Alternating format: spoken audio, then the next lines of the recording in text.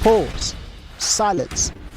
Let's reconvene in person again, to reconnect, to tell our stories, to listen, to disarm ourselves of preconceived notions, to reframe, to reflect, to unplug.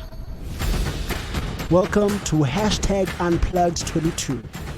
Take a victory lap. High five a friend. This is your moment, our moment. Together, we unplug to connect again and remember why we started. Let's evaluate our community and our digital impact with quality conversations rooted in context. We are about real connections that translate into real-life action. Brought to you by Jamlab Africa and the Civic Tech Innovation Network. Hello and a warm welcome to Jamfest 2022, a premier event organized by the Journalism and Media Lab, otherwise known as Jamlab Africa, which is a project of the Wits Centre for Journalism in Johannesburg, South Africa. Jamfest 2022 is co-hosted alongside the Civic Tech Innovation Forum. We thank you for joining from across the continent and the rest of the world for this year's festival under the #Connecting theme. My name is Lwazi Maseko, and I am a journalist for Jamlab Africa, and I'm looking forward to facilitating the session titled Solutions Journalism in Africa. Our hope is that you'll leave this knowledge-sharing discussion with a better understanding of how various African countries are employing the solutions journalism approach in their newsrooms. The discussion will also highlight how journalists could avoid the pitfalls of nearly negative reporting. Today, we are joined by four esteemed panelists. Firstly, we have Dina Aboughazala, Egyptian media entrepreneur and a bilingual journalist who spent 14 years working for the BBC before launching her media startup, Egab, in August 2020. Egab enables local journalists from the Middle East and Africa to publish in regional and international media outlet stories that challenge stereotypes and dominant narratives about their communities. Egab specializes in solutions journalism, a genre focused on reporting on how people respond to problems in their communities. During her years at the BBC, Dina covered political, social, economic, cultural, and media developments in the MENA region. Dina holds an MA in interactive journalism from the University of London, and when she's not busy running her startup, she would be giving talks and training sessions on solution journalism and diversity and inclusion in the media. Next, we have Ruona Meyer, who is a freelance journalist, researcher, and media trainer with over 19 years of experience across Africa, the UK, Netherlands, and Germany. She specializes in solutions journalism training and DEI consultancy for Africa-focused grants and donor organizations. Ruona is currently studying for a PhD in investigative journalism at the De Montfort University in Leicester, UK, and was appointed visiting senior research associate in the Faculty of Life Sciences and Media at King's College, London in April 2022. Since February 2021, she has been responsible for Africa outreach on behalf of the Solutions Journalism Network, a US-based NGO. Yes, she has coordinated a content-serving grant covering 4 countries, 40 newsrooms, and over 270 journalists across East and West Africa, building multilingual curriculum, conducting training sessions, while building a cross-border network of newsrooms and curating their impact. Next, we have Daniel Otunge, who is a development communication specialist with over 20 years experience. As the Deputy Executive Director of Science Africa, Daniel is in charge of strategy, project development, implementation, and management. Daniel holds an MA in mass communication from the University of Nairobi, where he is also currently pursuing an LLB degree. Additionally, he has undertaken various professional courses in management in Africa, Europe, USA, and Asia. He has worked in senior positions with regional organizations, including at the African Agriculture Technology Foundation, and has taught journalism at the St. Paul's University and Cornell University. Daniel is a board member of the UNISEC IBSP and also the director of the Africa Science Media Center, that he is dedicated to improving credibility of media reporting on scientific issues in Africa. Next, lastly, we have Meyer Malan, who is the founding editor-in-chief of the Bhekisisa Center for Health Journalism. She has over 25 years of journalism and institute-building experience in legacy media and digital native publications, working in newsrooms at an media development organizations in Johannesburg, Nairobi, and Washington, D.C. Malan has won over 20 African Journalism Awards. Most recently, she won the 2022 Standard Bank Journalism Award in the editorials and columns category. She is a former Knight International Journalism Fellow of the International Center for Journalists and a Reuters Institute for the Study of Journalism Fellow at Oxford University. Malan serves on the Council of the South African National Editors Forum. Lastly, I'd like to just get through some housekeeping rules. If you can, please share and tweet about today's conversation on social media using the hashtag Jamfest2022 and hashtag Unplug2022. We would like for this discussion to be interactive, so please make use of the Q&A function for any questions directed at our speakers, as well as your comments or queries. Kindly be aware that the session is being recorded and will be publicly available on various digital platforms in different formats. So, right, we've gotten through everything and we've introduced all the different panelists, and each panelist will be presenting their presentations on their organization publications and the lessons and the challenges that they've learned as a result of implementing solutions journalism. So firstly, we have Dina, and Dina, whenever you're ready, please do go ahead and present your presentation. Thanks, Lwazi, and thanks all for joining us today. I'm going to share a very brief presentation that I prepared for today, just to set up the discussion, so it's not a long one, and perhaps give you some ideas for questions, as I'm more keen to have a discussion about this very important topic. So just to start, I know Lwazi gave us a very nice introduction about Egab, but I want to start by introducing Egab as well. And I was asked to speak about the lessons learned and the challenges to solution journalism from our experience the past 2 years after I launched Egab. And just as a reminder, Egab is a platform that connects reputable media outlets to exclusive high-quality stories by engaging journalists in hard-to-reach areas. How do we do that? We provide local journalists across the Middle East and Africa with what we view as a virtual newsroom experience, where the local journalists get to pitch their stories to us, and then we review them and give them feedback. And if we believe there is a story that indeed could fits like the standards of international journalism, or a story that could fit, because some of the stories are quite local or more befitting for a local outlet, which we also tell the journalists, because we want them also to develop their skills and editorial judgment to be able to distinguish between what makes it what kind of story could make it to the regional level and the international level, and what stories are only suitable for the local level. And once we see a story that could make that pass that criteria, we work on the journalist in order to get the pitch in the best format to increase the chances of getting commission to media outlets, and then we start circulating it to media outlets. Having said that, I mean, we work with across the different genres of journalism, but our focus is solution journalism, i.e. when a journalist pitches a story, the first thing we look at is this a solution journalism? And if it's indeed a solution journalism, then that makes it easier. If it's not a solution journalism, we then start looking at, okay, what's new about this story? Is it providing any new insight?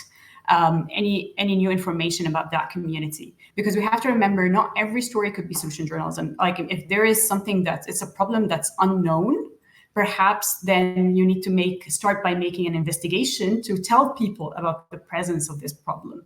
Solution journalism is more befitting for stories or topics that are known to the community. When I say known, I mean known to the community where the problem is, because maybe, for example, there is a problem in Nigeria. I am, as an Egyptian, I'm unaware of it, but it's known to the Nigerian population. So definitely there are Nigerians who are working on solving it. So that's fine then to do a solution journalism, because no one could start solving a problem without being aware of the problem, right? So the problem, being aware of the problem is like the first step so that the community can start action to in response to this problem. So if the community is unaware of the problem, the first step is to make them aware of it. And this is also our role as journalists. But if the problem is known to the community, then definitely rest assured, someone is trying to solve it. And this is when solution journalism becomes perhaps a very good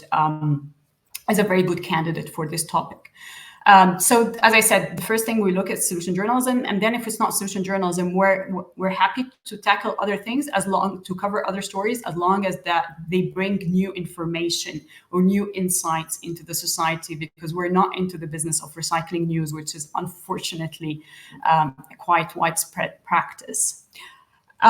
Okay, perhaps the second question is like, why? Okay, so why are you focusing on solution journalism, right? I started this media startup in 2020. Why didn't I just make it like everything?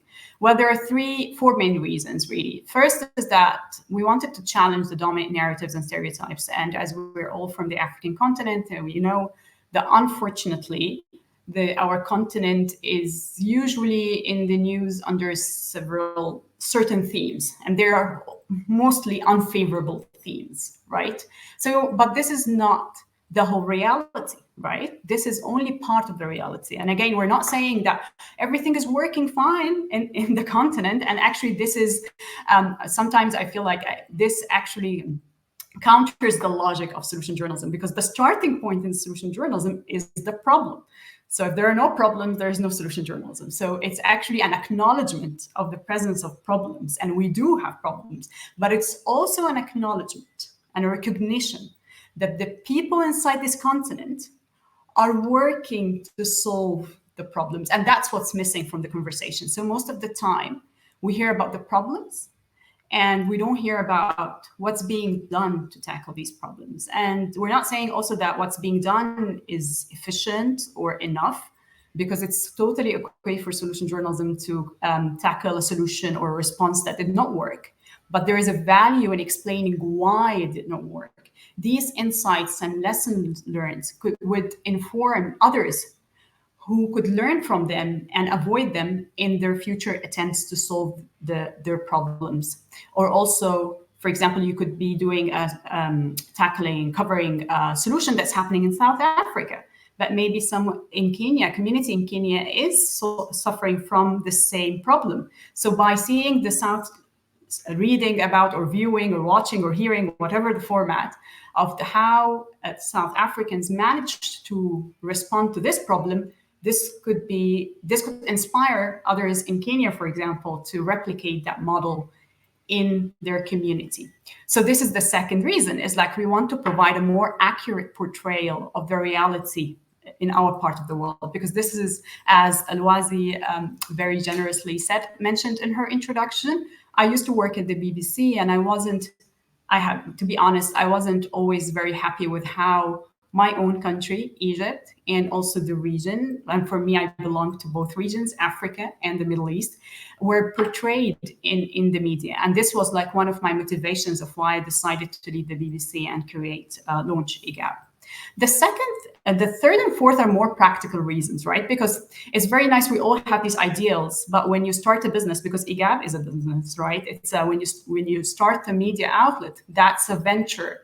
That's you're starting a business. So you also have not to just be consumed by ideals, which are great, of course, and these are always my North Star, like these ideals that for me are very important, and they guide my decisions and actions. But it's important also to be practical. So when it comes to practicality, solution journalism offers a great opportunity to spot new stories and new angles. You have all these journalists, right? All of them are competing to get a spot in this outlet or that outlet, and to stand out of the crowd, etc. And in a continent like Africa, as I said, where there is a repetitive coverage of certain themes over and over and over, solution journalism offers a unique opportunity to help the journalist stand out of the crowd by being able to spot new stories, new angles that no one has covered before. And editors like that. So when you come to an editor with a new story, you grasp their attention. But if you yet again a story about X, Y, Z, poverty, I'm not trying to belittle these issues, but it's just they are known. There is nothing new. So again, from a practical point of view, solution journalism offers this opportunity. Also, data tells us that this kind of journalism does engage audiences. I can tell you, I have anecdotal evidence from my own solution journalism stories that I produced while I was at the BBC, and also some stories, the stories that we helped facilitated their publication through Egab. Many of them, we received feedback from the editors that they did exceptionally well. But we also have data from various surveys and reports, whether there was the BBC did, I think it was the Future Generation or the Next Generation Survey 2016, where they actually went and asked people in emerging economies, including many African countries like Nigeria, Kenya, and Egypt, and they asked them, what do they want? They were mainly targeting young audiences, and they told them, like, I think that the percentage was almost 70%, the average, but in some countries, I think in Egypt alone, it was like 77%, and maybe in Nigeria, it was even 80%. The young audiences they surveyed told them they want the news to tell them the solution, So actually, this is an audience need, and this has been confirmed by other researches that were done, also by Condé Nast, which produces Vogue, among other things.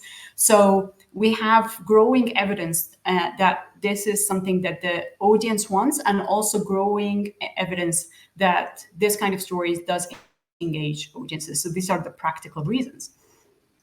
And so far, as Lwazi said, we've launched in August 2020. So we've been able to sell solution journalism stories to 22 media outlets across Africa. We've dealt with Pan-African outlets, as well in the Gulf, and as well in Europe, and the US. And it's across large news organizations like the CNN, the BBC, the Guardian, the Deutsche Welle, Euronews, and also medium-sized news organization, media outlets like the New Humanitarian or Open Democracy, and smaller size. We dealt with many nonprofits in the US. So that also, it fits like whatever your model or your size, it works for you.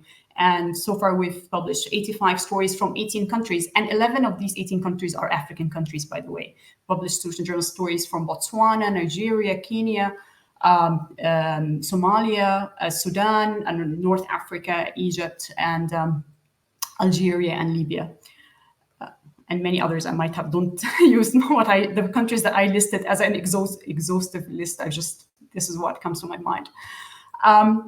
But as the title of this session suggests, we're more interested in lessons learned, right? It's not about me bragging about the results of Egab. So what we learned from our experience so far is that there are many stories in the solution stories in the continent, okay? Because the number one question I got always asked, especially in my first year when I was still, spreading the word about Egab and dealing with, because the first year it was me alone. So I was dealing directly with the journalists. And the number one question I received was like, oh, but we don't have solutions in our countries, right? This was like the comment I get when I introduce the concept of solution journalism. And we've proved, not by words, by actions, by all these stories that we produced, that there are stories in the continent. So the solutions do exist. As I said, if a problem exists and is known to the community, rest assured someone, somewhere, is working on solving it.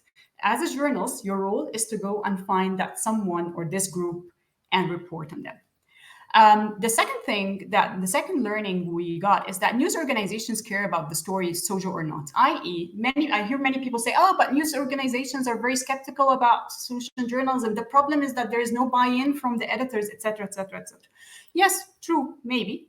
But again, from our experience, what an editor cares about is a strong story. They rarely look, is this solution journalism or not, unless they run outlet that's mainly a solution journalism focused outlet. So then, they have to make sure that all the stories they run are solution journalism. But if we're speaking about like mainstream media outlets, like the ones that I mentioned, which are all mainstream media outlets, like what they care about is not that, oh, this is a social story. They care about, oh, that's a strong story.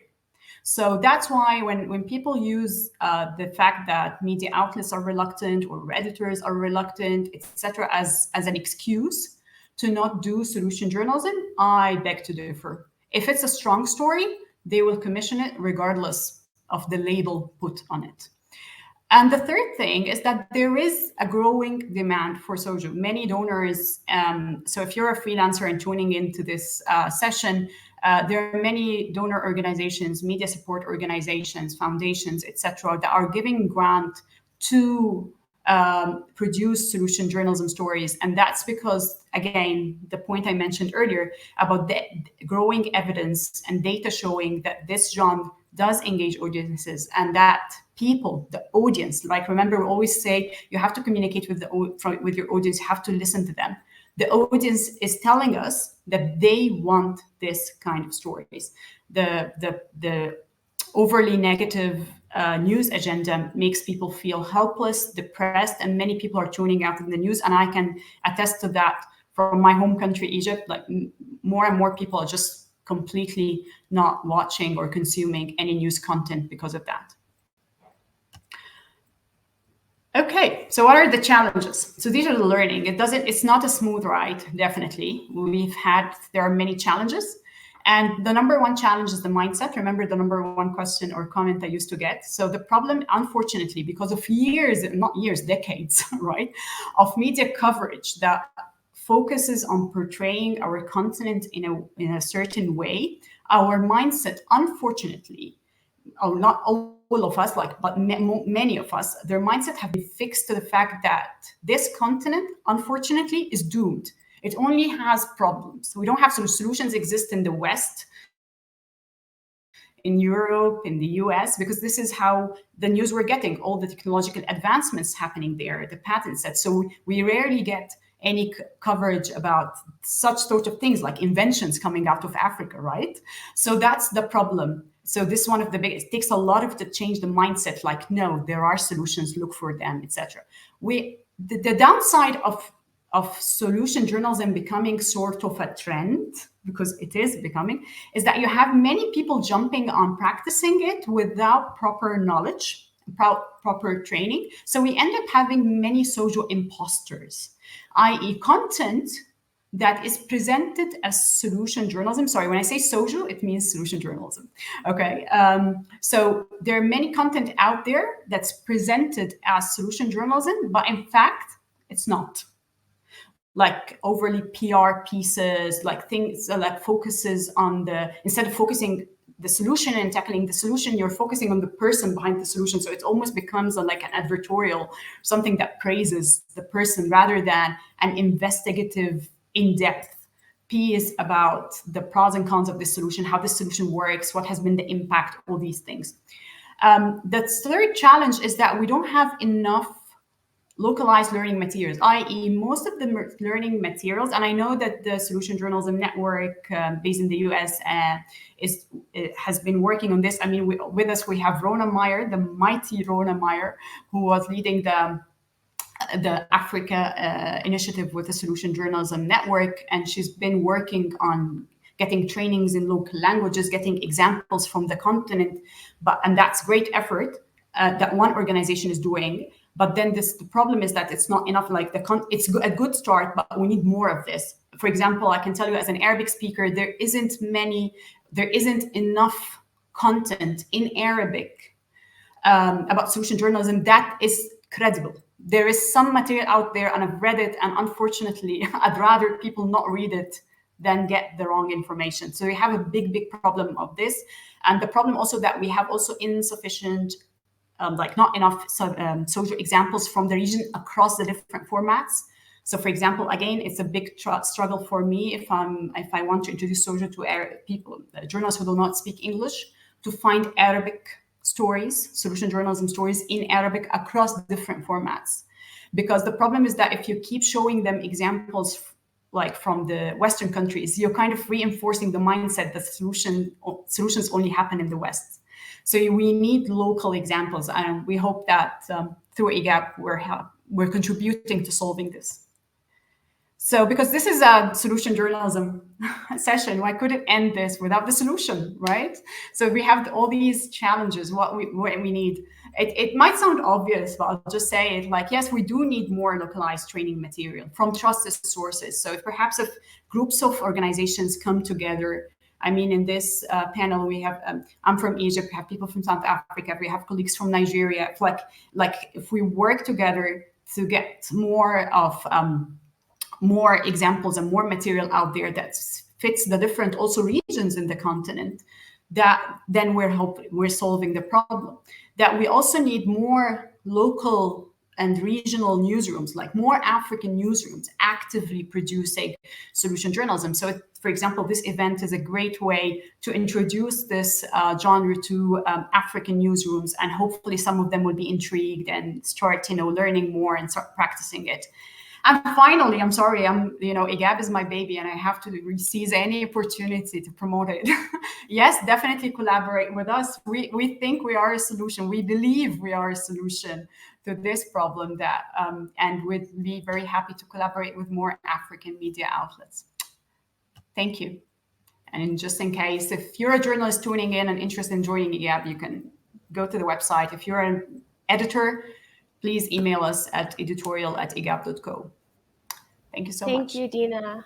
Thank you, Dina, for that presentation. I just wanted to ask you a couple of questions based on this presentation. One of the challenges that you said you face is sojo imposter, so some stories or content that appears or positions itself as being a solution journalism story, but it isn't. So what are the key components of solutions journalism? So what makes a story a solutions journalism-based article? Okay, so I like the Solution Journalism Network 4-pillar model. I know that other people might not employ it, but especially if you're new to solution journalism, I would highly advise that you follow these 4 pillars, because based on experience, they help guide you and make sure that you produce a rigorous piece of journalism. So what are these 4 pillars? So in order to consider a story solution journalism, it needs to have a response, i.e. a response that actually took place. So many people think solution journalism is about you as a journalist coming up with ideas. No, that's an opinion piece. It's fine. You're free to write your opinion, but that's not solution journalism. The second thing is that you have evidence of whether the piece should present evidence of whether this solution worked or not, because it's okay to do a story about solution that did not work. The third thing is that you need to explain and to provide insights, i.e. you need to tell me what are the lessons learned. Does this solution work because it's related to the culture of that community only, which will tell me as a reader from a different community that in order to replicate this, I need to make certain adjustments, or for example, that it's related to the presence of a certain natural resource, etc., etc. So the insights of how the solution works and the lessons learned from it is very important, because I believe that the ultimate goal of solution journalism is that to inspire others, right, to replicate that solution in their own community or even improve it and build upon it. And the last and most, and all of them are important, but this is very important because especially I see it a lot that many pieces lack this 4th pillar, is the limitations. There's no such thing as a perfect solution. Every solution will have its own limitations. Sometimes a solution is very expensive, for example, which means, it will need a lot of time to be adopted in like mainstream, or, as I said, it's related to certain things, or is resisted by a certain group of people, etc. So this needs to be clearly told in the piece. I think some people think, oh, if I mention the limitations, that will take away from the solution. No, that actually our job as journalists to be objective, right, and to present the whole truth. So you need to inform your reader or your viewer of what are about the limitations of this solution. That's it. Thank you, Dina. And then you obviously mentioned that data shows that audience members are willing or are engaging more with solution-based stories. So I wanted to ask, what is the reason for it? Why are people more willing to engage with this type of content? Okay, that's my own personal view, okay? I even use us as examples. So if you yet yet again about a conflict. I mean, we have this all the time, like wars and conflicts, yet again, something else happening. You're like, yeah. You feel helpless, right? You feel, well, I can't change anything about this. Can we stop the war? No. So you just feel that this is something that's out of your control. So there's nothing you can do. So you see it and you pass it on. While if you read about this group of people who managed to, I don't know, cut down or reduce the percentage of, for example, road accidents. Like if you heard about this village that was able to reduce, let's say, mortality rates, like maternity mortality rates or stuff like this, you will be like, wow, how did they do that? You want to read, you want to know, how did they manage to do it? And then you might even, when you hang out with your friends, tell your friends about it. Did you know that this is happening? Like one of our best stories actually was from Botswana. So it was published on The Guardian about how Botswana managed to almost eliminate HIV transmission from mother to child. And the feedback we got from this, that it was the top read story of the day on the website, to the extent that they put it in the print edition. You know how the print edition always have very limited in The Guardian. And yes, because I personally, when I received the pitch, I was like, wow, how did they do it? How did Botswana manage to do this? Because I'm sure other countries who are suffering from this would want to learn, right? So I think this is related to the human nature, that we always want, like, wow, that's it's inspiring. And there is practical learnings that people can then use in their own community, compared to news that just like, keep happening around us, and we can't have a say in them.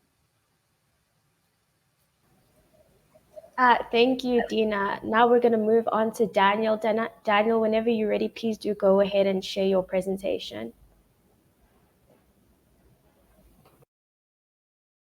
Okay, thank you very much, and thank you, Dina, for that. I think I will build from where you have left, because I see our presentations are very related. So let me just share my few slides before I delve into them, just to guide me in what I will be sharing. Okay, so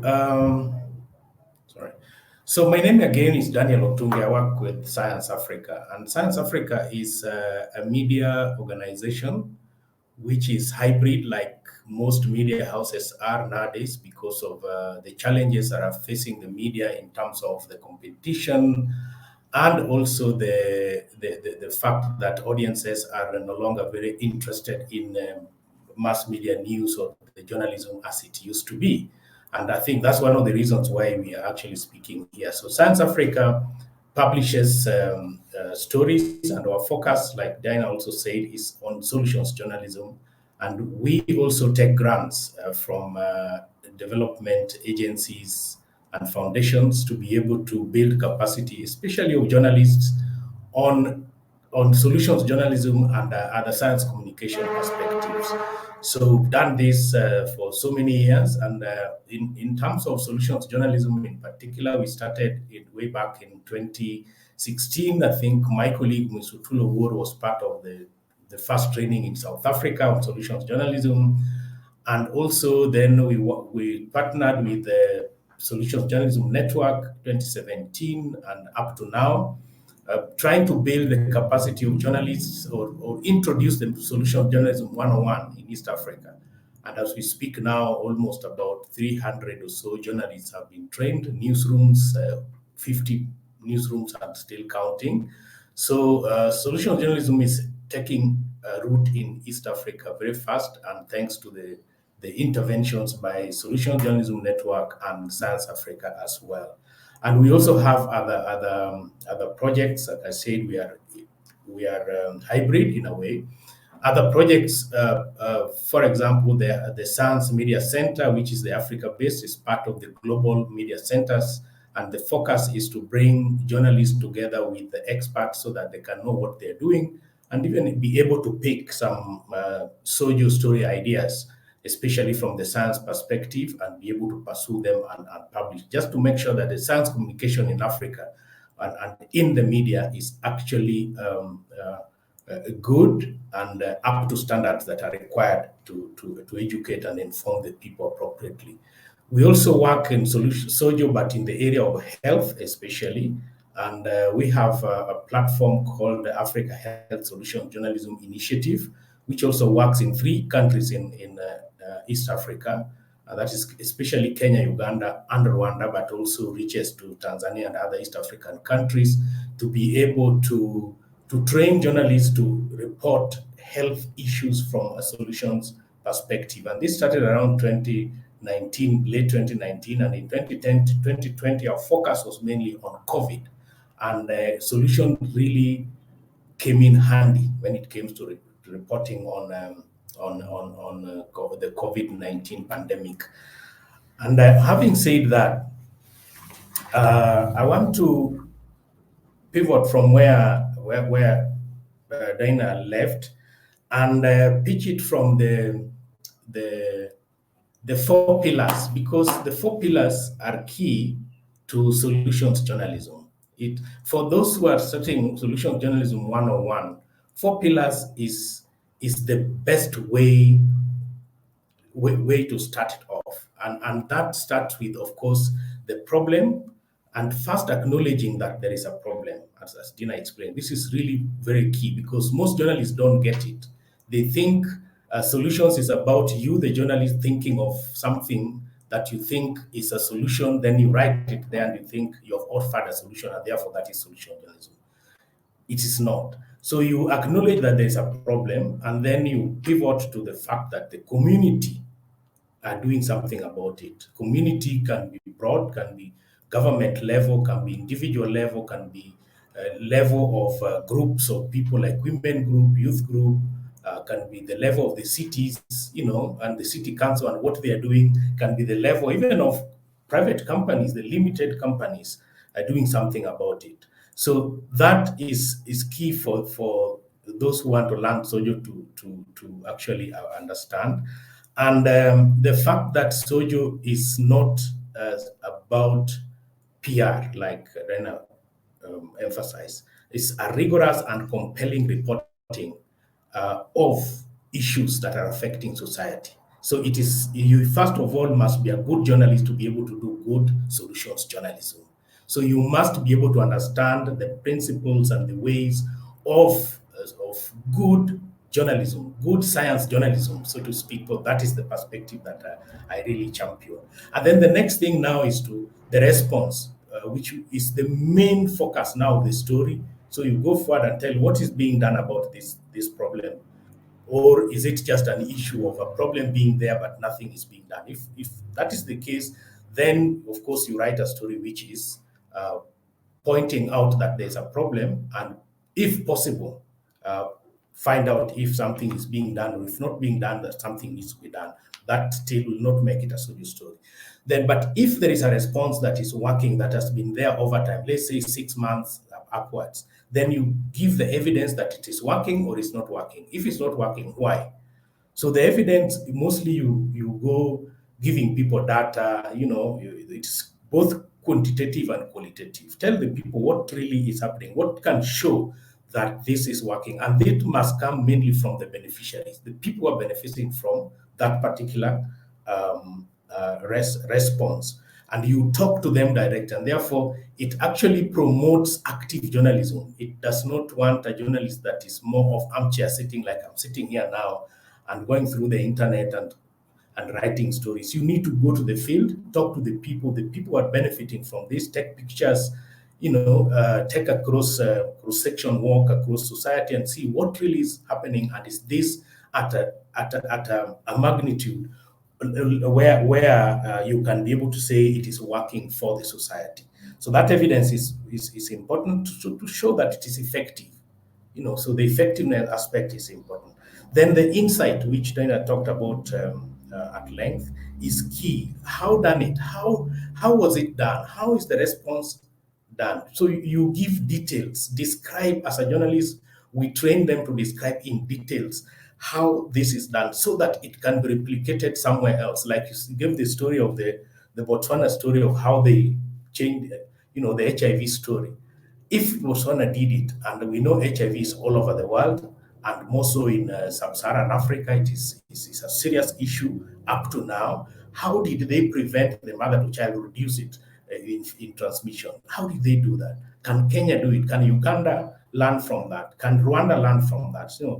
Those are really important, and that can only happen if you give the details of how this is done by talking to the experts and even the people. If the people are doing it themselves, talk to them to tell you how they do it, how they were taught to do it, and whether they know how to do it, and the experts who are offering this, and the people who possibly funding it and why they are doing so, so that the full information is there. And one thing we always tell the journalists when we're training them is that they should remember that their audiences they are always not there with their audiences, and this is why it is a mass communication.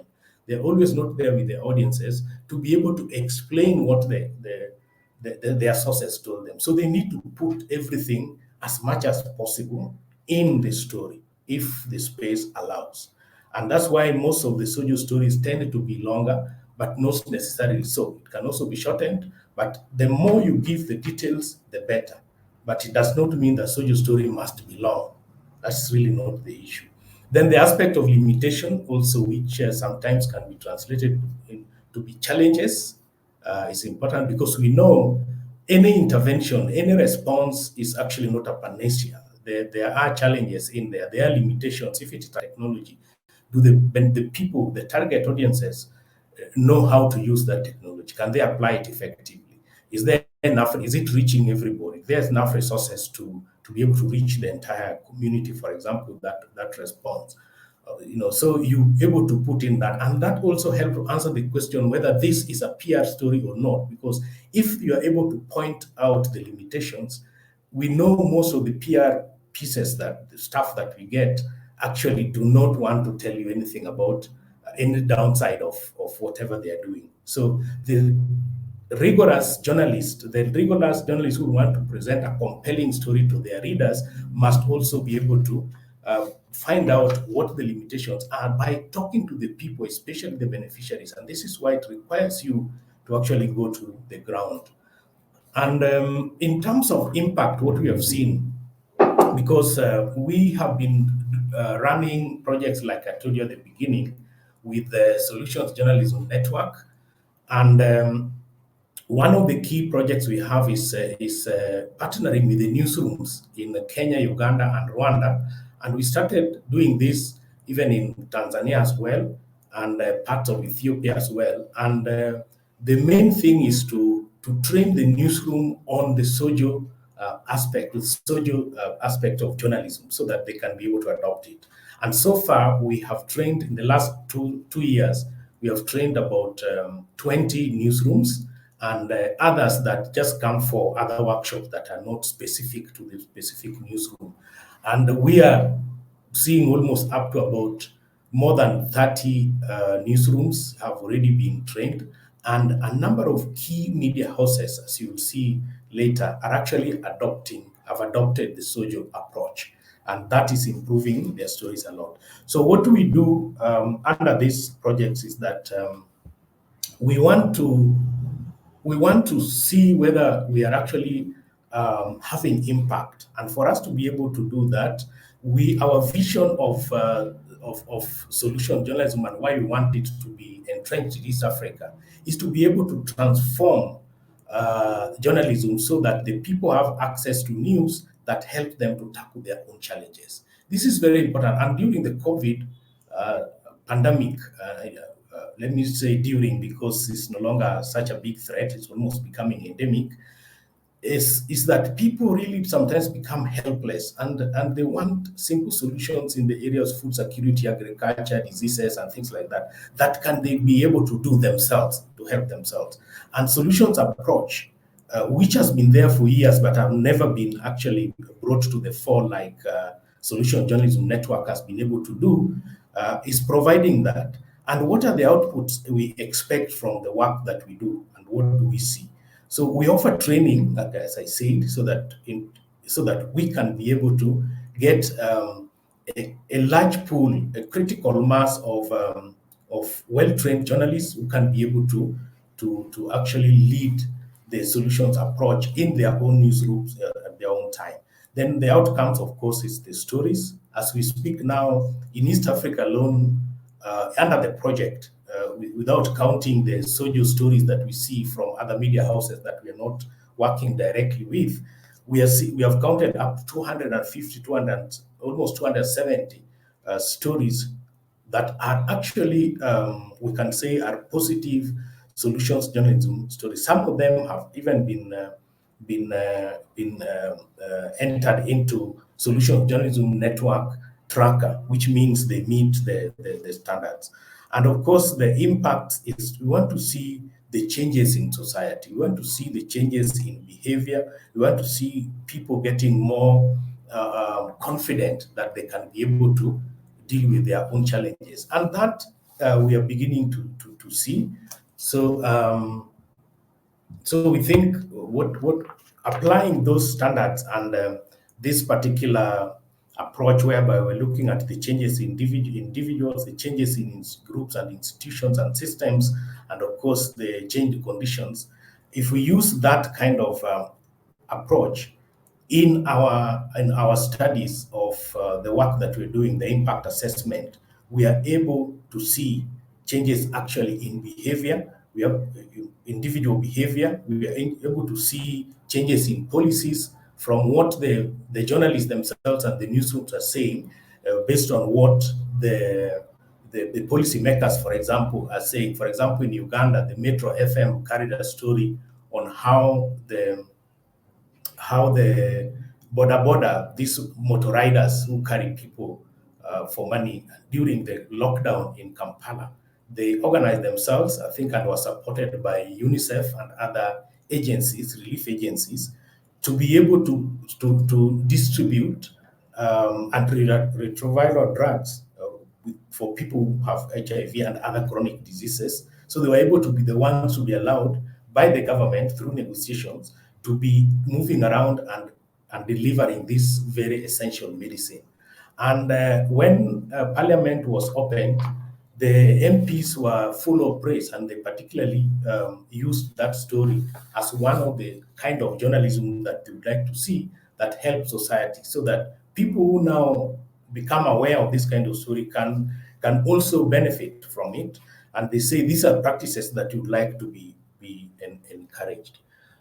And in terms of the impact of Sojo and whether Sojo is actually helping to bring people back to like news, to engage with the news longer, to trust media and all that, we are seeing that yes, it is true. It's not only in East Africa, but it's also happening globally, because the trend, the Sojo trend, started especially in the US. In Germany, they call it constructive journalism. And I think US, Britain, and other parts are also adopting the solutions approach. But the idea is the same, that media need to focus more on, of course, telling people that, yes, there are problems, but that these problems can be dealt with. Because what we are seeing, and based on the discussions, some of them focus group discussions that we've had, is that the audiences are shying away from engaging with the news because they feel helpless. The news that is so negative, that is full of pictures that are scary, that are actually making them feel helpless. So they fear them. They fear interacting with those because they make them feel bad. So if that is the case, then they try to avoid, as human beings, they try to avoid interacting with that kind of news. So in terms of the impact of Sojo, we are looking at it from the audience mood and behavior perspective. The researches that have been done globally, if you look at this side, I think it's not very visible. But when you look at that, you see that Sojo has gained traction all over the world, and big media houses like CNN, Politico, New York Times, where Sojo was actually born, Nation Media Group in Kenya, the Standard Media Group in Kenya, they are all having Sojo, actually producing Sojo stories on consistently. And when you talk to the editors, they say they do so because one, it is bringing revenue, and two, it's also, apart from the audiences that are coming in, it's also bringing in revenue, which we'll talk about, and therefore they focus on those stories. As in Science Africa, at some point, especially at the onset of COVID, it became very difficult for us. But because of producing more and more Sojo stories, we see audiences actually beginning to engage with us even more. So it is something that is actually helping the media houses, and it's across Africa. When you look at the Minority Africa, the Center for Solutions Journalism Initiative in Malawi, and others, and even in Uganda, we have initiatives that are adopting solutions approach to reporting and using the 4 pillars standard as the way to go for in terms of coverage. I think the studies by Reuters Institute for the Study of Journalism, which Dina said you were part of at some point, has done a number of studies, especially on audiences, and it shows that the audience moods change positively when they interact with Sojo stories, and these are available. We have research papers that are available that can actually be shared with those who are interested. Then, when it comes to audience engagement, which I've also been alluding to, the newsrooms, if I just take the Kenyan and Uganda, Rwanda example, the newsrooms that we were dealing with, for example, small radio stations like Radio Rama, based at the coastal part of Kenya in Mombasa, which is broadcasting in Kiswahili, have been publishing for a long time or broadcasting for a long time, but when they were introduced to Sojo, the editor actually confessed that the people who are listening to their radio are actually increasing, and certain stories are actually listened to more online after they publish it compared to the conventional, the traditional stories that focuses on the problem. So, and one of them, for example, is when they wrote a story about transparent masks, COVID-19 prevention masks, and these transparent masks were meant for people who cannot speak, because the people who are deaf, they don't. People who are deaf who cannot speak. They want to when they're speaking, they want to see each other's mouth. And if they wear a mask, and when the police were told everybody must wear a mask, if you don't wear a mask, they don't care whether you are unable, you can't speak, or you can. The police will either arrest you or beat you, for example, like it happened here in Kenya. But with this mask now, those who are unable to speak and use sign language could now be able to speak. And this was actually even republished in Dushwela and won them some awards, both local and international. And another radio station broadcasting in Luo, which is also part of our solutions journalism training, called Ratego FM, based in western parts of Kenya, published something about insecurity, but from a solutions angle, using what had happened in other towns around the Western Kenya, and what the municipal authorities did together with the national government, and changed the security situation. So when the county of Siaya, where this radio station is based and where a majority of its listeners are, the story really gained traction with people, including the policymakers in those areas, and was actually used and discussed at the regional parliament, just to let everybody know what is being done. And action was taken, and they say that insecurity went down when those actions were introduced. There are also global studies, some of them, I don't want to repeat, Dina has mentioned, that have shown that any audience engage more with more positive or stories that have solutions to problems that actually they are familiar with. And then the other thing that is also emerging in terms of the impact of Sojo is the trust question.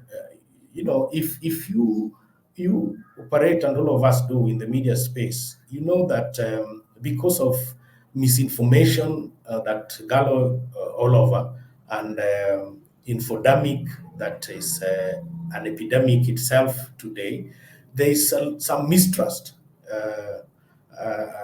that the people have against the mass media and the media generally, and sometimes even the journalists. And it's even worse when it comes to the science journalism.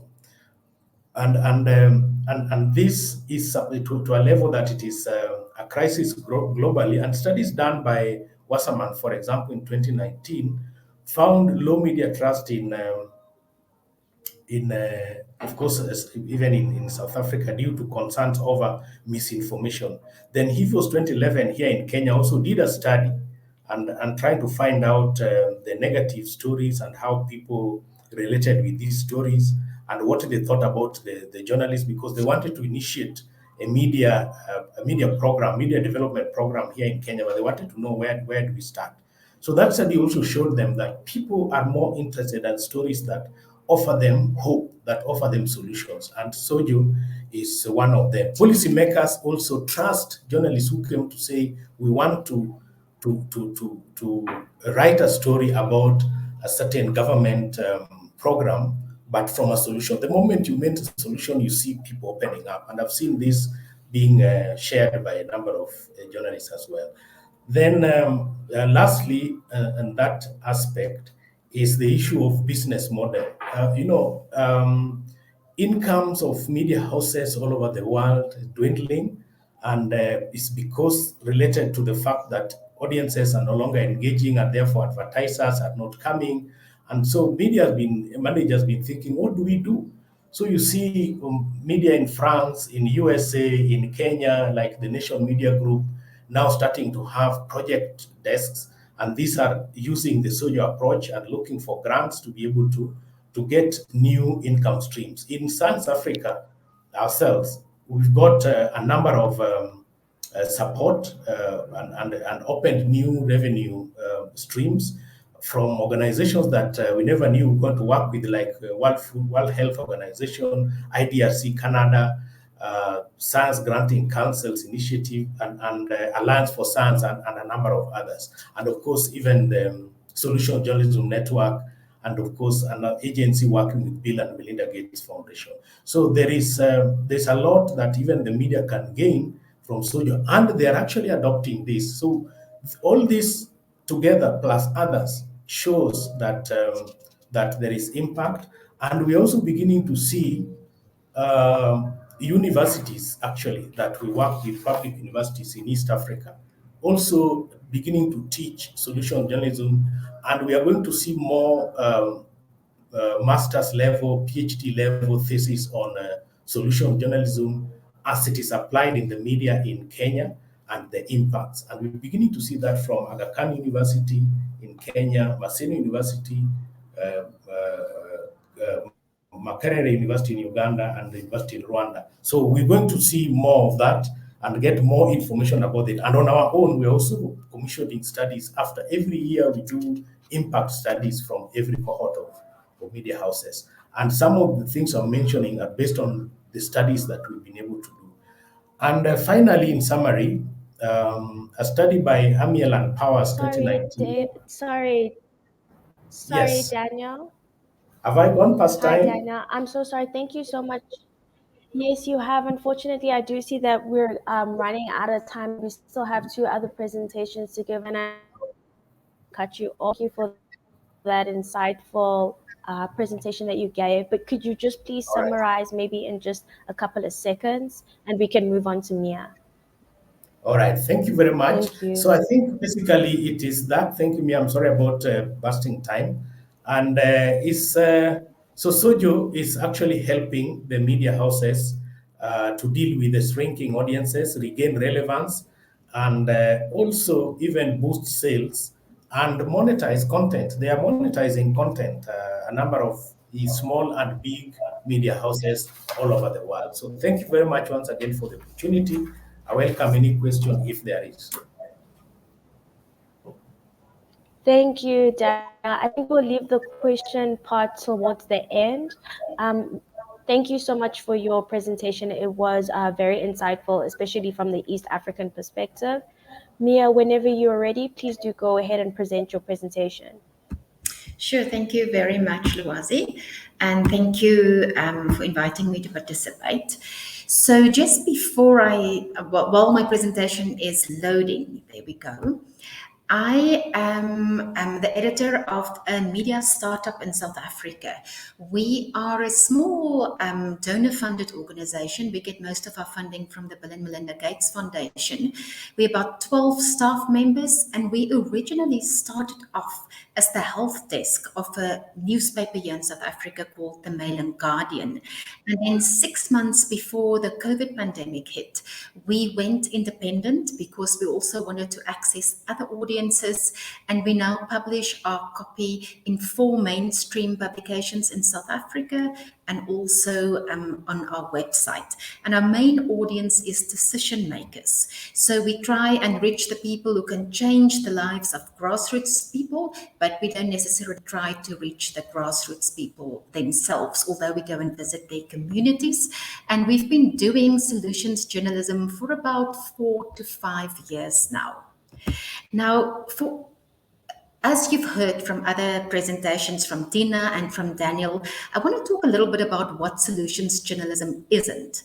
So we've heard that it's not positive or sunshine journalism, and it's also not journalism that lists a list of solutions at the end of a story.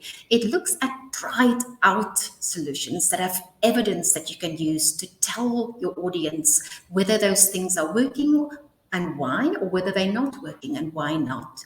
And solutions journalism is certainly, as Daniel has pointed out, not human interest journalism that promotes projects. So it doesn't mean you go to a project that you think have a nice solution and write a beautiful story about them. It's something more than that, and I'm going to get to that now.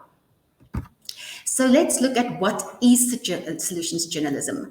Now, the way we do it at Bhekisisa is that we view it as investigative journalism because it really critically evaluates a solution, a tried out solution, by using evidence. And that evidence comes in the form of, if you go to a project, for instance, have they got data that shows why their solution is working or why not? So you don't just speak to the project director or the people that they're helping and they tell you it's a nice solution. You go and ask for data that can show you whether that solution has had an impact. But in addition to that, at Bhekisisa, we do evidence-based journalism. So it means we use journal studies, peer-reviewed studies, and policy documents that also look at that specific response or solution in other areas of the world or in other areas of South Africa to see whether it works or whether it doesn't. And then secondly, it's reporting that goes beyond that project that you use in a case study. So it's great to do solutions journalism by having a case study, so to go to a project, but you really need to give your audience an evidence-based insight on how credible the data of that project is, because you can't just go with one set of data. You need to see if it's supported by other projects who tried out a similar solution. And then, as we've heard, it's never a solution. You don't get perfect solutions. A solution always has limitations, or even if it worked very well, there may have been challenges to get to that solution. So you report on that as well. And then you can have a story, and I'm going to give you an example of why a solution isn't working. The entire story can be about that. So it's not just about stuff that have worked. So to give you an example of a solution story that has worked well at Bhekisisa, and that was really an investigative piece of work, is we wanted to evaluate the response or solution that we wanted to evaluate was what impact does the decriminalization of sex work have on the reduction of HIV infection rates among sex workers? So what we did for that story is to go to the Netherlands where sex work is legal and find a sex worker, follow the sex worker, see what the working conditions are, see how easy or difficult it is to, for instance, report a case of gender-based violence to the police. Gender-based violence has a very strong link to someone's vulnerability to contract HIV, and to also look at what type of access that sex worker had to health services. Because if you criminalize sex work, then it's very, very hard to report abuse because you're involved in an illegal profession. And in addition to that, it's hard to use health services that can help you prevent HIV because there's so much discrimination against you. And you may also be very scared of being reported to the police.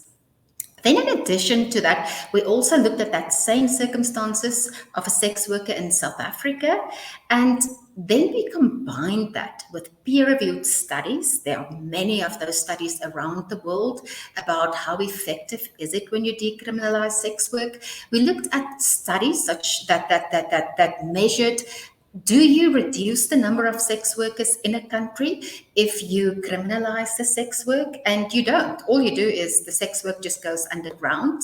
And we also looked at expert interviews. So we went to interview the people who manage clinics in the Netherlands. You know, there are special sex worker clinics.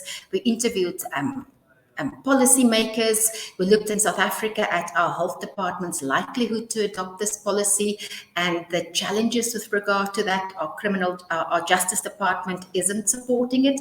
So our story was not about whether sex work is right or wrong or the moral aspects. It was specifically to look at how should you regulate sex work in order to bring down HIV infection rates. Now, the impact of that story and also what it looked like is, it was a long story. It was 4,000 words, and it was published in December 2018. Now, one of the consequences of that story was that it's our best read story since December 2018. The only story that had more page views was a story that impacted everyone's lives in South Africa. It was the first set of lockdown regulations that came out in the country during COVID that explained how it worked. So that was the only story in the past 4 years that got more page views. And then this story has been used over the past 4 years in policy documents. It's been quoted in policy documents, in research studies, in media articles, in government meetings, and it's been used by activists to argue in support of the decriminalization of sex work.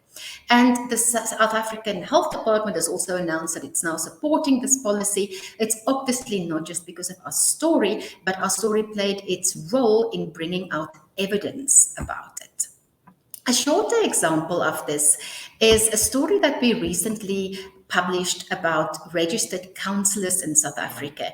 So these are people who are not quite psychologists or psychiatrists. They fit somewhere in between, and they do a 3-year degree. They can do relatively good counseling for people. And in our public health sector, we have very, very few psychiatrists and psychologists. So there's huge amounts of depression and anxiety in the country that can be prevented if there is a category of health worker who can intervene before things get very bad. Now, we obviously don't have enough psychologists and psychiatrists. So a few years ago, our health department created this new category of health worker, but there are no posts for these health workers in the public sector. We only have a few of them employed. So the entire story was about what did the health department do wrong by not creating posts for these workers. And then we incorporated research from, for instance, Brazil, on how they use registered counselors there and how they can have an excellent positive effect on preventing mental illnesses. And we also looked at a project here in South Africa, which isn't a government project, but that uses these counsellors to put pressure on the government or explain to them and give evidence why the solution should be used. So solutions journalism has its own challenges.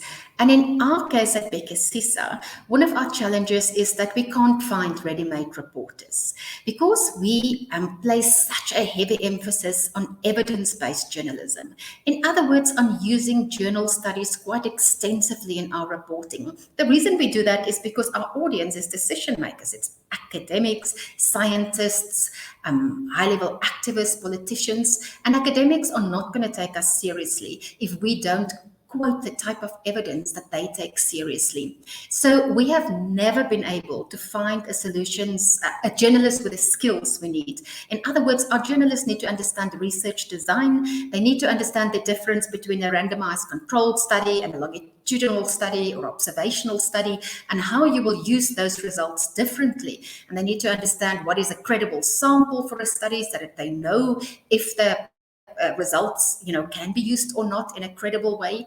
So we take journalists mostly straight from university, and then we mentor them here and train them in those things. The other thing is we need journalists who can write narratively, because if you really want a strong story, if you write in a narrative way, and by that I don't mean a human interest story, I mean using techniques in that authors use in fictional books, so suspense, character building.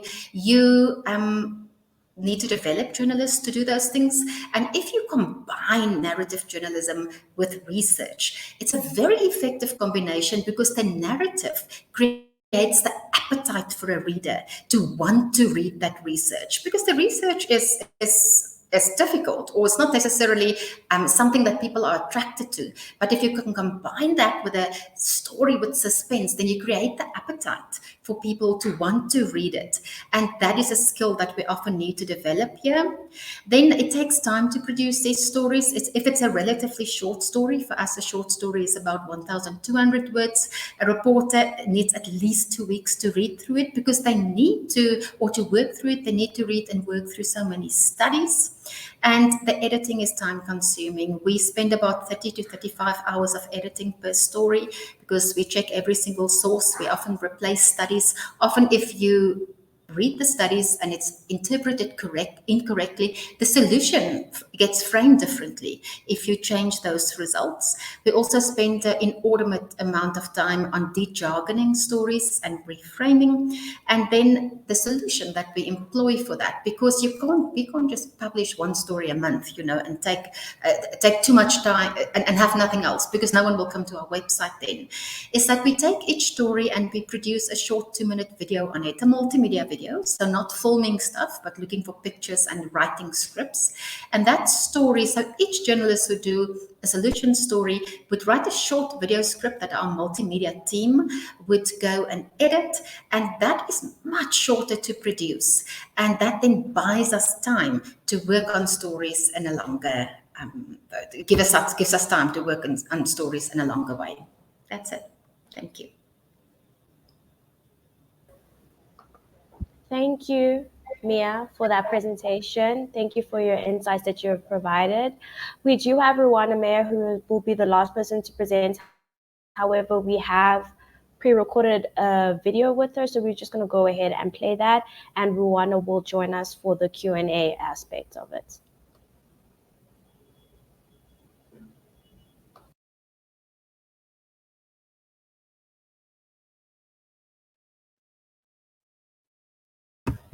Hello, everyone. My name is Ruona Meyer, and this will be a pre-recorded session of my presentation.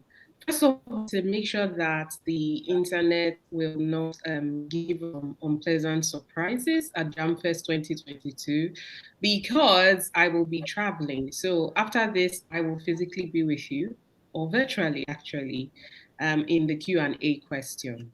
Welcome to Jamfest 2022. My name is Ruona Meyer, and I'm the manager for the Africa Initiative at the Solutions Journalism Network. So I'll be speaking on the theme addressing news fatigue and reader disengagement by giving some case studies of solutions journalism from some African countries. Why is reader engagement important? Because there is news avoidance all over the world for different reasons, including Africa. The Reuters Institute for Journalism released a report, I think mid this year. And one of the most common reasons was that people say there's too much politics and COVID-19. We've actually seen Africa has a very heavy politics-centered, individual politics-centered news rota. People say news has a negative effect on their mood. People are worn out by the sheer amount of news without context. People say often they can't trust the news or it is biased. And that's quite often the case when most of the news is about politics. Politics is about people, and depending on the party in opposition or in power, anything can happen. People also say this type of news rota leads to arguments they don't want to get into. So it's a matter of their peace of mind. I think it's important that we start tackling news avoidance. So how do we perceive news fatigue and reader disengagement? So we notice this as the Solutions Journalism Network. In our work, we notice news fatigue and disengagement from journalists themselves. The journalists report that they see fatigue and disengagement from sources that they interview and also from the audiences they serve. So if there's anything I think we should take from this is that journalists are also human beings. And when we talk about journalists and audiences, we also have to factor in somebody who is really in between the sources. The Solutions Journalism Network's Africa initiatives address all of these issues at the root. We are now in the last year of a 3-year program, and by this time next year, we would have covered some work with 60 newsrooms, working closely with them, and 20 individual fellows. We currently operate in Nigeria, Kenya, Uganda, and Rwanda, and we work with 2 implementing partners in Nigeria and Kenya. And we take a broad health focus. So it's not just directly maternal health, it could also be mental health, it could also be social well-being, everything that ties into the economic wealth, even it concerns this initiative. So these are the broad areas we work on. If you want more details, feel free to let me know and I will definitely give you more of that. But we don't have a lot of time. So how do we do this? We also use a relevant continent-focused curriculum, and variations of this have reached over 1,000 journalists, students, and their educators. We cover less reported themes. So you would be, I will show some of that in the next slides, but we have actually worked with schools. We have presented at conferences such as this ones. We have worked with NGOs that serve the continent. We even work on bespoke tailored courses that can actually help towards making journalists and their editors actually engage better with news and so present a product that is actually serving the audience and the sources as well. Some of the work we've done has been with the United Nations Environment Program and Africa Women in Media. We've collaborated with them. We've worked in Ethiopia with the New Media Advocacy Project, and recently in Liberia with New Narratives. So what do we do to ensure engagement? Remember, one of the things that disengages people is that they have no idea what to do with the news. So we have to make the news relevant to the realities, fortunate and unfortunate realities. So we have journalism curriculum that teaches people how to report on women, how to report on gender-based violence, on marginalized persons, solutions journalism approaches for investigations and holding offices accountable, solutions journalism reporting for the environment, for climate change, for peace and security, multimedia solutions journalism, even for the Middle East and North Africa region, as well as solutions journalism that is focused on how to report responsibly and relevantly on justice and legal reforms. So what have we seen? We've seen audience feedback addressing this, news fatigue and reader disengagement. We've had reactions from sources based on the surveys we have and the discussions we have with our newsrooms. We work very closely with our newsrooms. We have also seen some changes in society, so we'll get into these. This example is from the Republic, which I think has worked with Jamfest before. They are one of our newsrooms, and since we started working with them, the editor, Wale Lawal, says, our audience is now like, we know what is happening, but what are the solutions? So even if the solutions are failing, the audiences want to know. There's a deeper level of engagement, which we see, because in the Republic, with solutions stories, audiences have follow-on questions. So they are more engaged, and Wale says to get them closer, they also get concerned. With solution stories, it is easier for them to relate, they get attached, and it inspires follow-on essays. Before, when it is a crisis, the audiences would just say, wow, and move on. But with solutions journalism, this newsroom is seeing something really different. And the Republic is actually a digital-first platform that serves academics, serves ordinary audiences, and is focused heavily, of course, on Africa and Nigeria.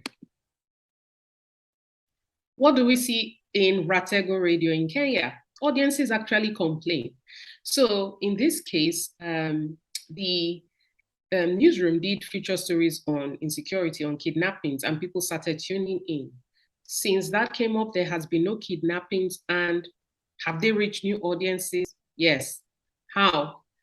The director, David Bondo, says there are always complaints whenever the radio station is off air. Now, this radio station is a small hyperlocal media house. As is the case really in local radio, they will go off air when there's no power supply. So in between the time they are foiling the generators or trying to run around to get fuel, guess what happens? The audience starts complaining. And David tells us when we have so many people complaining on Facebook, that tells you they've gathered more audience numbers, rather. And what stands out is the comeback on air complaints Ratego Radio now gets. When they are off air for an hour, there's an uproar in the county where they serve. People call presenters, people call David himself. Most people go on Facebook and complain. And these complaints have seriously increased since the newsroom started doing solutions journalism. Audiences are clicking more on solutions journalism. We have Radio Rama. Radio Rama in general, if you go on their website even, you would see that they have stories that are about 500 hits. But the solutions journalism stories usually get 5 times more than those figures. One story in particular won an award in the multimedia category. It was a solutions story about the different responses people living with disabilities were using to keep themselves safe during COVID-19. And the editor here, Veronica, says there has been a significant increase in views on solutions journalism stories compared to non-solutions journalism stories. They've also seen listeners congratulating them for the job they've done by educating them. Again, it's about giving it's about journalists giving the audience what is relevant to them. You don't want to take away the power from the audience. Our audiences already suffer a lot of powerlessness. As an African, that powerlessness is something a lot of us can relate to. In varying levels, bad governance, less than stellar lawmaking means that you are rendered powerless. It is good for us to try and also not contribute to that by not dwelling on what is wrong all the time, but presenting a whole picture as well and giving some of the power back to our audiences. Solutions journalism also has an effect on freelancers. Freelancers are seeing more demand and therefore more income because audiences consume more solutions journalism. This is an example from Edith, who did a project. She was a fellow, and Edith did a project on disabilities, people living with disabilities in Kenya, the solutions that were being used to assist them in having stellar quality of life. And after airing a 3-part documentary, one of the founders of the solution said there was a traffic on their website, and this was renewed interest in their work because it was presented from a solutions angle. Some journalists as well have adopted the solutions approach, and Edith has realized that published articles that are solutions oriented get a lot more eyeballs than others. We also see laws being changed. In this example from Nigeria, in Sparkling FM, the editor told us, and we always check all this out. The examples here have been checked out. And the editor here told us they reported on an end to open defecation story. This story was actually picked up also by outlets in Europe. And after that report, the neighboring community to the one where there were responses to end open defecation, the chief there created a new law that prohibits people from defecating in the river. And what that means is it's not about any big law happening at federal level. Even in our societies, it's just as important that a new law came because of solutions journalism reporting in radio. And this newsroom now gives priority to solutions journalism because NGOs also started approaching the newsroom since they started reporting with a solutions journalism approach. We've seen that with sources, solutions journalism actually builds trust. So, and this example is from, we have several examples, but this example is important because it's from Nigeria's National News Agency. And here, the deputy editor-in-chief, who also heads the solutions journalism desk, yes, Nigeria's National News Agency has a solutions journalism desk. And this editor-in-chief was speaking to a civil servant and reported that the civil servant was very skeptical, and would have likely said, oh, I don't want to talk to you. Most of the time, civil servants will say they want, I'm not saying specific to this civil servant, but most of the time, civil servants will say, I need to get clearance. And they do this as a way to not have to say something that might put them in trouble or might be controversial. Others actually use it as a way to block you as a journalist from getting the news. So the civil servant, after hearing what sides of the story was going to be reported on, that both sides were going to be reported on, she was open to speaking. She didn't ask for, she said she didn't need clearance to speak. In fact, this civil servant then brought more colleagues to be interviewed and to give more clarity to the story. And when you do the solutions journalism approach properly, it also uses the sources. It also gives voice to the voiceless, while maintaining the focus on evidence-based reporting, because solutions journalism is trust is being built with sources. Other ways that we see our new reader disengagement is collaboration. So news are coming together so that they can have a wider audience and serve people better with this type of approach to journalism. For example, in Rwanda, Rwanda Dispatch and Rwanda News Agency are coming together. They are going to have a wider range. And this will also mean there's plurality of wholesome content in that country. Some solutions, some newsrooms already have dedicated solutions journalism desks. For example, the News Agency of Nigeria. I think we have several. I think we have about a dozen of these newsrooms already having dedicated solutions journalism desks, verticals on their website. When we speak to them, they say when people come to the website and they don't want to always look at bad news, just politics, Going to that vertical means they can then see immediately what they want, what they would rather see. So we see dedicated verticals being used as a tool to address reader disengagement and news fatigue. We also have paid membership in at least one of our newsrooms. Daily Trust in Nigeria is actually working on a paid membership structure where a newsletter is delivered to farmers, solutions for farmers. All those stories are delivered to farmers by WhatsApp and by a dedicated website. So thank you very much. I'm very open to questions. I may not look the same way, but that's because, as I said, I would have been traveling and I can't wait to hear all your questions. You can keep in touch with me and you can request these slides from the organizers at Jamfest. Thank you very much. I'm Ruona Meyer, and I am Africa Initiative Manager at the Solutions Journalism Network. Thank you, Ruona, for your presentation. Really do appreciate it. I just wanted to get in, Ruona, just to ask you one question. How was the beginning of the Solutions Journalism Network introducing the solutions journalism approach? And what are other trends you are noticing 2 years in?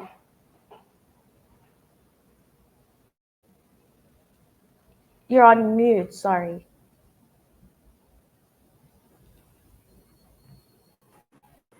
Sorry about that. Thank you, Dina. Thank you, Lwazi. Thank you, Daniel. Thank you, Meyer. It's been a learning curve for me. I've been taking notes. I've learned a lot, even as someone who works with the Solutions Journalism Network. I'll make this brief. In the beginning, I think we have to give a lot of props to people like Daniel at Science Africa and people like Meyer, because one of the very first stories we used for training was actually from Bhekisisa, which was rough justice, where dogs are being used to help children who have gone through sexual assault to be able to testify against their abusers. And so this has been a community Africa effort. Like Dina said, we still have a ways to go. When we came in, it was to formalize the training, formalize the approach to teaching solutions journalism. 2 years in, I'd like to think we've a very bespoke training. The next stage now is to try and move up in terms of localizing.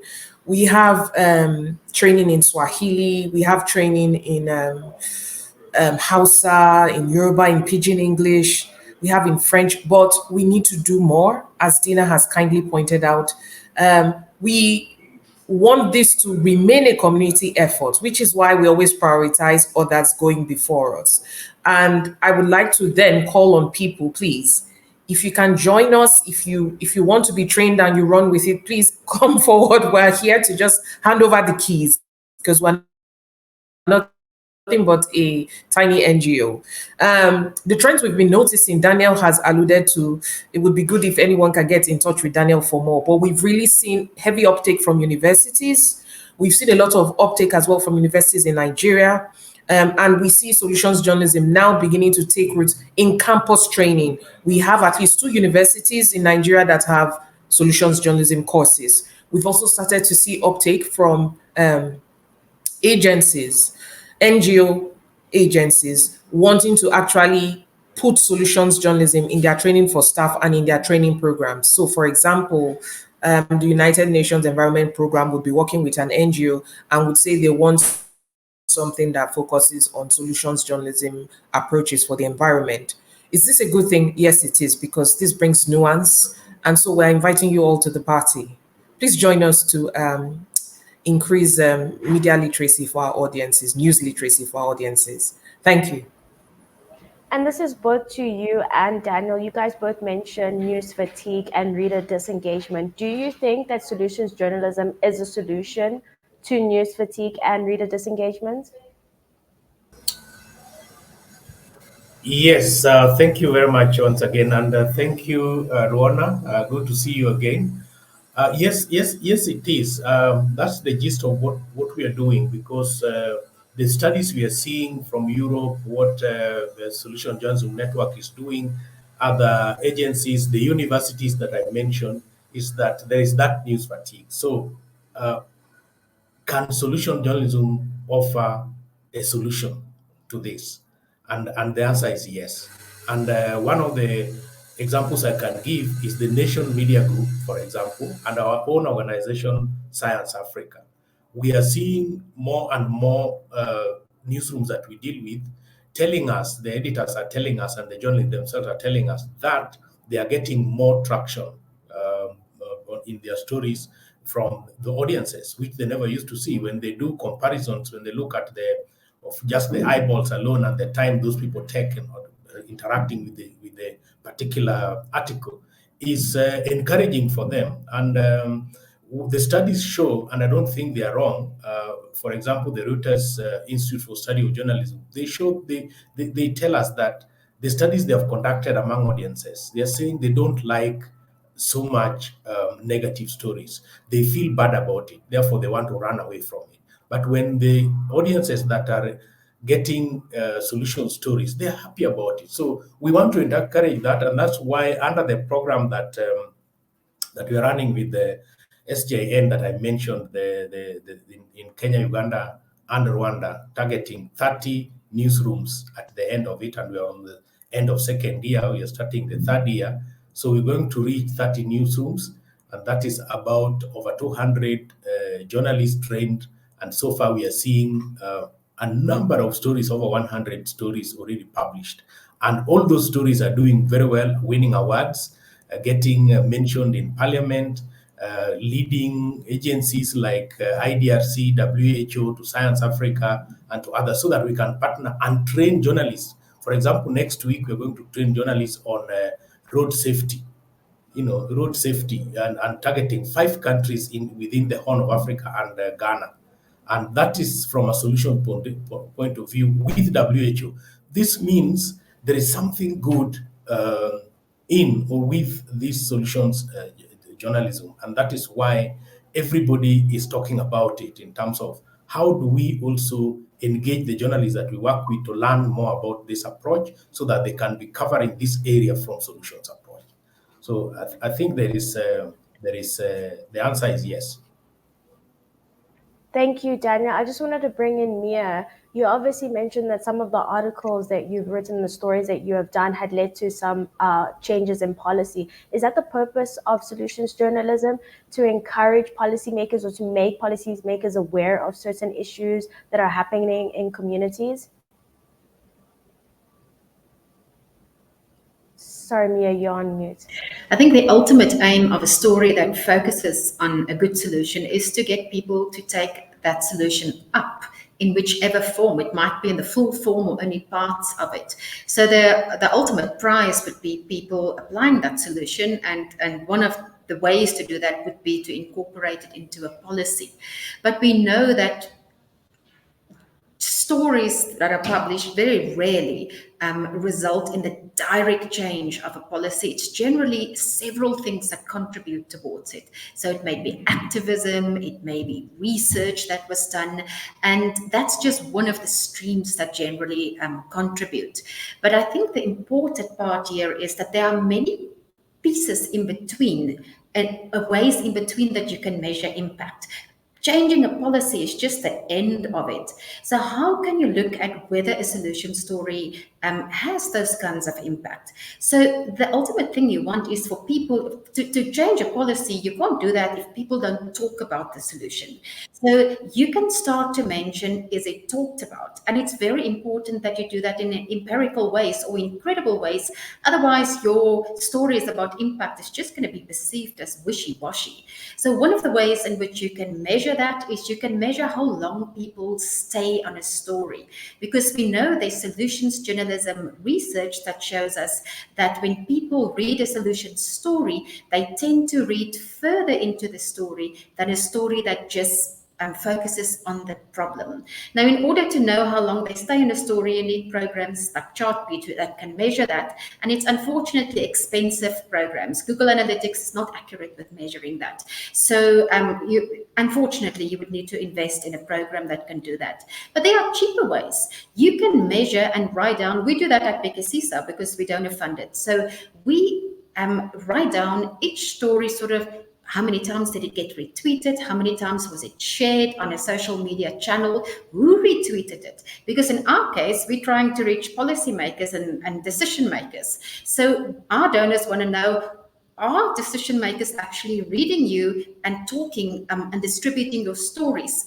And one of the ways for us to measure that is to look at specifically who reshares it. We also look at our newsletter subscribers. Has it increased after the publication of a certain story? And who are those people who subscribe? Because you can see that on newsletter subscriptions. And then lastly, we also look at emails we receive. You know, how many comments or questions do we get? A lot of emails at Bhekisisa. How much engagement did we get on that story? And that's already an indication for you whether a story resulted in some kind of discussion about the solution that you were reporting on. And then there are other ways, like I said, that you can mention, that you can track impact and engagement, but sometimes you need programs. Okay. Thank you, Mia, and thank you to the panelists. We have run out of time, but lastly, I just do want to bring in Dina. Do you think that more newsrooms, journalists, or publications are going to be writing or focusing on solutions journalism? Yes, I do believe this. I just hope that they are writing the proper solution journalism, not the imposters.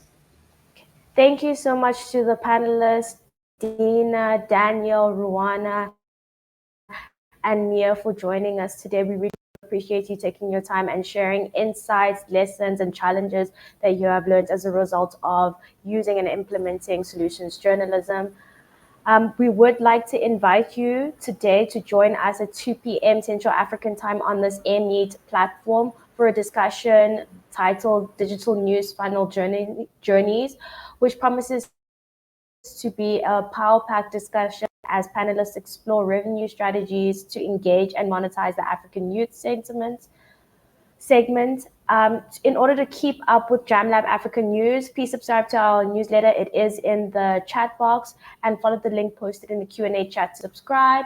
And that's it from my side, ladies and gentlemen. Thank you so much to the panelists for your presentations and insightful input. From myself, Lwazi, and from the Jamlab Africa team, thank you and keep well. Thank you, and bye-bye.